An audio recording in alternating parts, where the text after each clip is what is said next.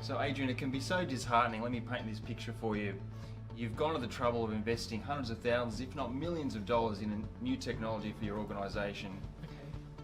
You've spoken to the experts, you've looked at all the great technology options, you're convinced on what you're implementing is the right choice, but for some reason, the people just aren't using the technology. Why is that? So we've boiled it down to 3 simple steps.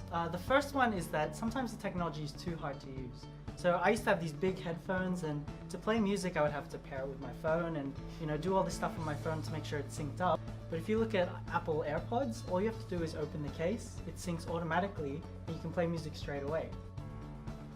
Oh, okay, so eliminating the steps is probably the key there, isn't it?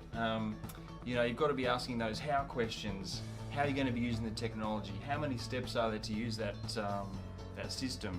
Is it 2, 3, 4, 5? And the more it is, the worse it is. People aren't really going to adopt that technology. It's too hard. You need to reduce those steps right down to 1, maximum 2, which requires minimum training, and all of a sudden people are just going to get right into using that technology. Absolutely, Dave. So the second one is mismatch of technology. So sometimes people want something when really they need something else. So I get a lot of questions. People are like, I'm going to go traveling, I want to buy a camera, or I've just had a baby, I want a camera. And they ask me what camera to get, and I keep telling them, you don't need a camera, you already have a really great camera on your phone.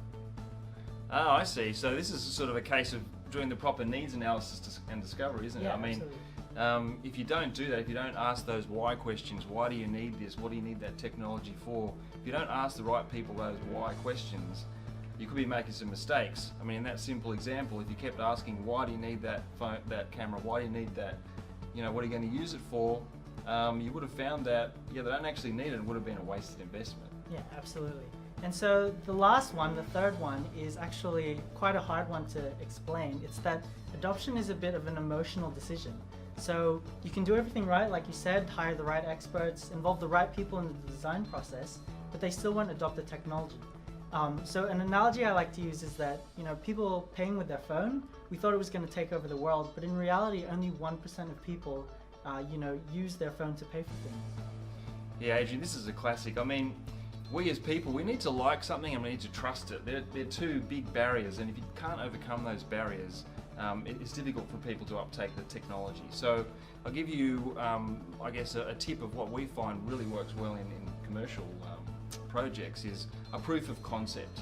So that's taking the time a little bit early to get some new technology in, put it in a part of the building and invite people to come and work with it, test it out, get comfortable with it, give some feedback. Then they'll sort of overcome that trust barrier, and if you listen to what they're saying, you'll get the technology to a point where they like it, and you'll overcome the like barrier. So your adoption is going to go through the roof. Thank you so much for watching. We're confident that when you use these 3 steps, people will be more willing to take the technology that you put in your office space. Thanks again.